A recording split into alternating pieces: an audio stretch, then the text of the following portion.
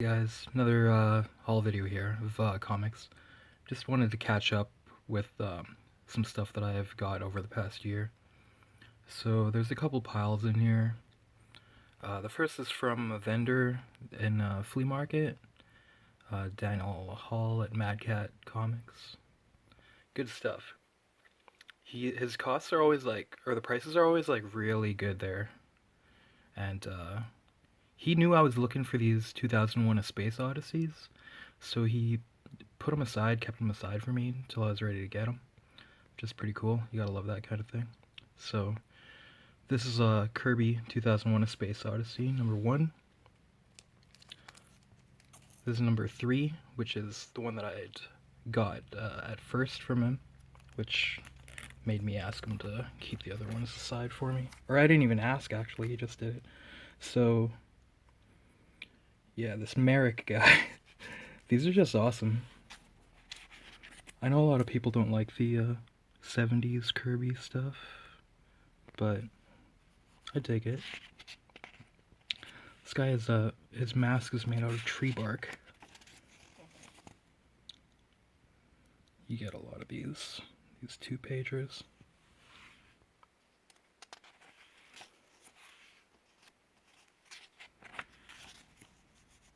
It's just dope.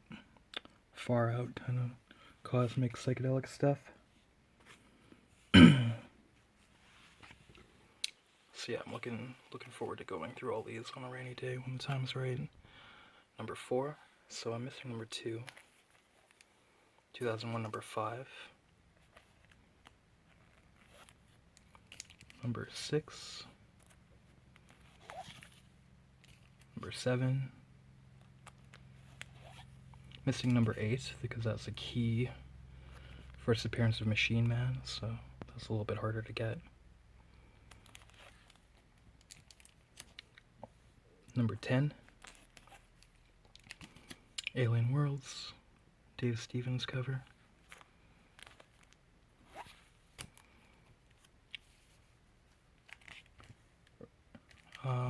Other Alien Worlds. Let's open this up. I think there's some neat panels in here, if I remember offhand.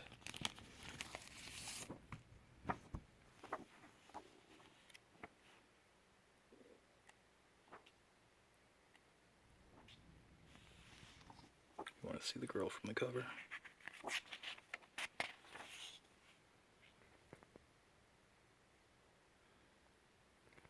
Who did this? Who drew this? Bruce Jones story. Frank Bruner, Mike Mignola inks.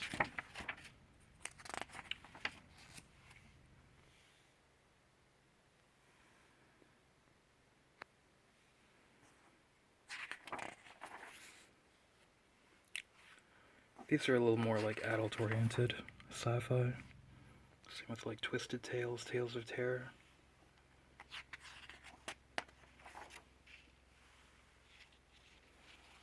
So I usually stay away from the camp, but these, since they have they're a little bit more adult-oriented, so they're a little bit more fun in that regard. More violent, more TNA, you know the drill. So this is Legends of the Dark Knight, Bart Sears. This wasn't a bargain bin. I just like Bart Sears' art. A lot of people have been hating on him lately, I've seen, but I don't really know why. I think he's got pretty fun art. Even when it comes to the layout, storytelling, dynamic angles and stuff. Camelot 3000. This was in like a quarter bin. Brian Boland. So I think this is her name, Morgan Le Fay. She's kind of like the evil sorceress from Arthurian legend, Excalibur days. Gotta like this Brian Boland.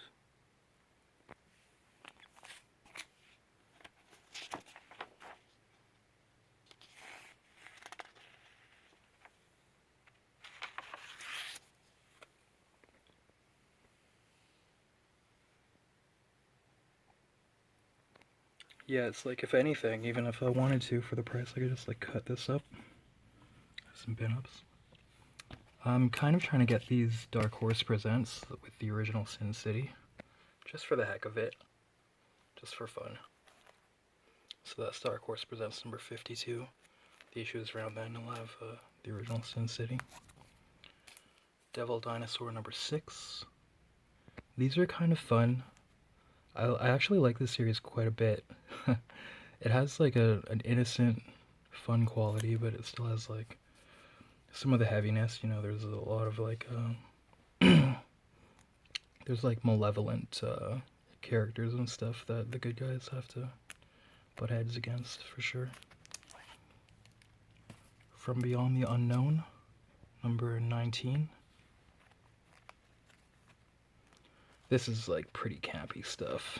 I think it's reprints of like older sci-fi, like pre-DC stuff. Is it a Kaluta cover? So this is like these like cavemen. They got super smart, and then they're like traveling through time and enslaving normal humans. It's ridiculous.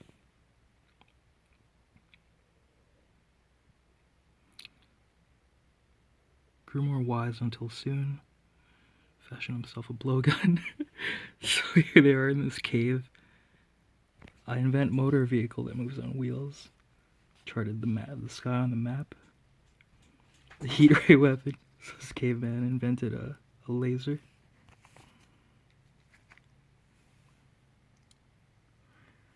All the other stories in this one are kind of like not even as fun as this. They're just kind of dumb and campy, but so I don't know if I want to keep this. It's kind of like just for this one story. This was an old House of Mystery in those bargain bins as well. You don't really find an old like 60s issue that often in those bins. It's in pretty decent shape too, but it's pretty silly stuff. I don't know if I'm gonna want to hang on to this. I don't know if I'll really enjoy it. We'll see. Marvel Team Up number 79, featuring Spider-Man and Red Sonja. This should be pretty ridiculous too. How could they be? You know, I'm sure there's time travel involved or something weird like that. Possession or something. Ted McKeever's Metropole, number 5. This is like a quarter, so see what that's like. It's another real beat up one. The Phantom Stranger, number 33. If you've seen my other videos, you probably know that I get Deadman guest appearances. Just like Deadman when he's done right. It's one character I'd like to see like done well again. I really like, of course, the Mike Baron and Kelly Jones Deadman. It's great. So here he is saying to the Phantom Stranger, "Get off my back." Standing on mountaintops and spouting eternal truth. That's your style, not mine. I'm a simple guy, easy to satisfy. All I want is the blood of the man who killed me. I like how he has like an attitude. He's really angry that he's dead. It's good attitude to have, I guess. I guess my dog doesn't like me making videos because she's going crazy. Here's another 3-dimensional Seduction of the Innocent. I think this was in the previous video. I got another issue of this.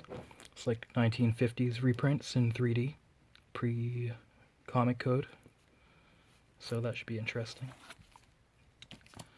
Stan Lee and Mobius Silver Surfer, number 1. I have the I've had like the little trade paperback. What is it called? When it has like a, you know, like a spine you could put on your bookshelf. Prestige format. I've had that like since I was a kid, so I saw these single issues and I figured why not. I've always loved it, so get the single issues too. Okay, so these are from another vendor. There was a garage sale where they organized a bunch of different comic collectors, comic sellers, traders. So that was pretty good. Got this there. I have this in I think this is in the Aliens Omnibus. It's like the best Aliens Omnibus. Because it has this, Labyrinth, what else? Well, anyways, this is awesome. Dave Gibbons, Mike Mignola, Kevin Nolan, and it's written by Dave Gibbons, flexing his writing chops, actually really good. And Mignola art. So there's this like Christian cook. It's one of the last survivors. Gets stranded on a planet with this one little island on it. It's dark, and the way that he sees things is like biblical in the epic kind of biblical sense. It's like a test from God. He sees the aliens as like demons. Props to Matt Hollingsworth, the colorist, because the coloring is really great on this. It seems like Mike Mignola, I don't know if he chose the colorist, but it seems like his colorists are always like very, very good, I must say. Amazing Adventures. Normally this isn't the kind of thing I would go for, but it has some good names in it. It wasn't like, you know, clearance prices, so. Mike Barron, Val Mayrick, John Ridgway. I like those guys. I got this mainly for the John Ridgway. Let's check it out.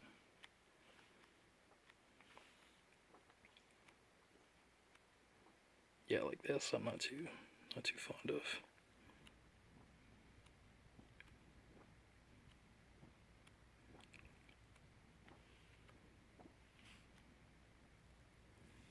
I guess it's kind of like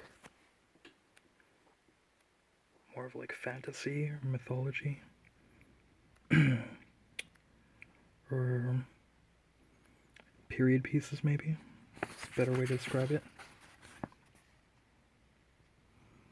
I like John Ridgway though, he's done some good stuff. Good stuff on Hellblazer. Especially Hellblazer issue number 50. So, is it number 50 or special or annual number 1? I'm sorry, I forget, but I'll probably go over that sometime, maybe do a full reading of it. I think it's one of the best Hellblazer issues ever.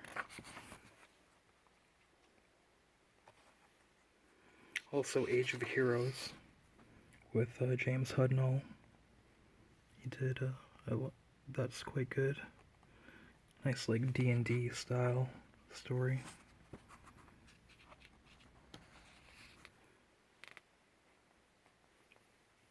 If you know me, you might know that I like the kind of like classical illustration style.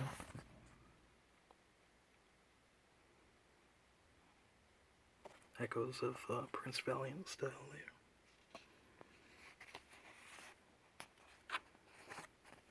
The Grail. I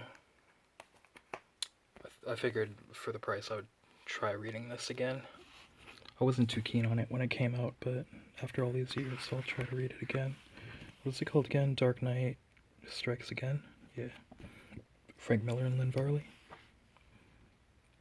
Maybe he's just too much of an iconoclast and too ahead of the curve, or too much of an outsider to not throw curveballs or something, man. Maybe this will all make sense. I actually did reread this and did enjoy it enough to want to like find out what happens next again.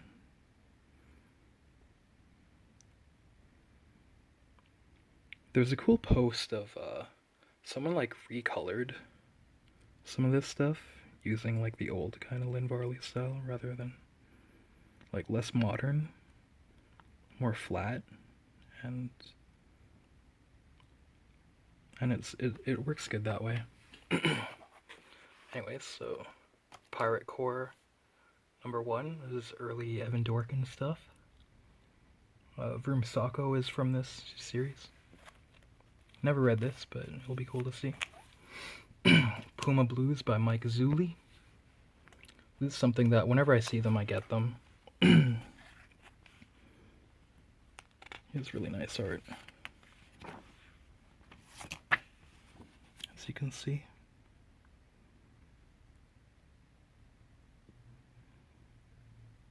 It's great. Black and white can be so nice. More Puma Blues. I'm still working on putting a whole set of these together, you know, just here and there. I don't really order online, so it's been difficult, but that's kind of part of the fun for me. If I do get too hard up, I will order online eventually, but haven't really done that in a long time. Puma Blues number 5. Number 7.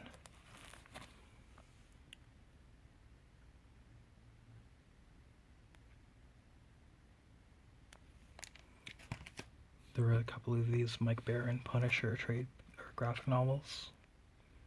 Empty Quarter is fighting some Middle Eastern dudes. G-Force, like space shuttle stuff. Rock and Roll Comics, Guns N' Roses. I'll only get these when it's like bands I kind of like, actually. So these are kind of cool. There's like different versions too that aren't done by the same imprint or associated with I forget what the other ones are called, but anyways. Metallica. I haven't read this one before. This GNR one is like a second copy. I have one, but I figure I'll be able to give this one to a buddy. So, Rock and Roll Comics Metallica. These old Gold Key UFO comics are pretty fun if you're into that stuff. They're one of the better, I'd say, like alien UFO comic anthologies that I know of. They do try to like base it on like witness accounts and stuff. A lot of them are pretty silly witness accounts. They're like a bit suspect,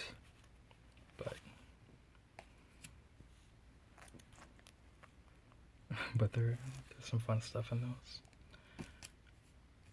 I got a good deal on this. I guess not a lot of people are looking for like early Jonah Hex, or you know, it's not a lot of call for Western tales in these parts nowadays. Not as popular as it once was, but there's an early Jonah Hex appearance. Maybe there's like 3rd or 4th or something like that.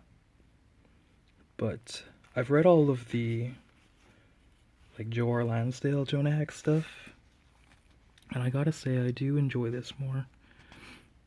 Who did this? John Albano, Tony DeZuniga, editor Joe Orlando.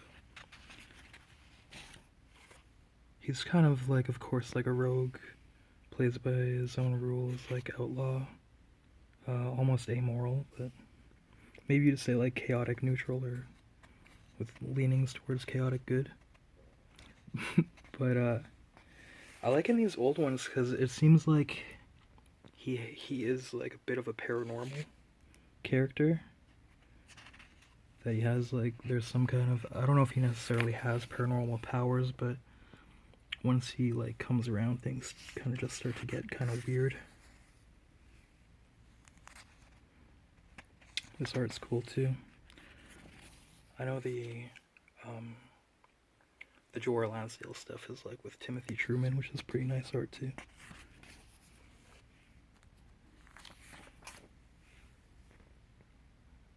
It's probably photo reference or something, maybe a living model. If it's from imagination, that's quite good.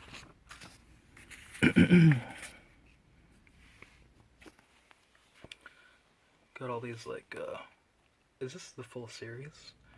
The Young Master, Larry Hama, Val Merrick. I think the later ones are Chuck Dixon and Merrick. But the drawing style changes a bit throughout, it seems like, depending on the story. These are kind of fun, almost like, what would you call it? Kind of like Lone Wolf and Cub or something like that. Kind of vibe. Should I continue? Show you some other stuff, another pile. I'll keep it, this is 20 minutes, I'll keep it in the next video. Thanks for watching, guys. More to come later, of course, and happy hunting out there. Regards.